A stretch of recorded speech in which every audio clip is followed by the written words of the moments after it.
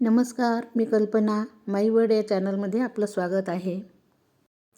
कैरीच्या या खुला 1 तास भिजवून ठेवल्या होत्या. त्या आता शिजवायला ठेवल्या आहेत मी. तर ह्या शिजेपर्यंत प्रतिभा इकडे पुरणपोळ्या करत आहे. पुरणपोळीसोबत खाण्यासाठीच मी त्या कैरीच्या खुलांचं आमरस करत आहे.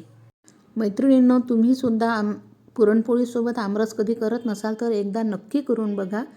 खूप टेस्टी लागतं. आता या खोला शिजून झाल्या आहेत, छान शिजल्या आहेत. या थंड झाल्या की मिक्सरमधून काढायच्या आहे. त्यासाठी मी खोबरं, मिरे, दालचिनी, हिरव्या मिरच्या, तूप आणि वेलची पूड असं साहित्य घेतलं आहे. त्यासाठी गूळ आणि मीठसुद्धा लागणार आहे. आता फोडणी दिली आहे तुपात. मिक्सरमधून काढलेलं सारण घातलं. आपल्याला हवं तेवढं अजून थोडंसं पाणी घातलं आणि मीठ घातलं आणि आता गूळ घालते.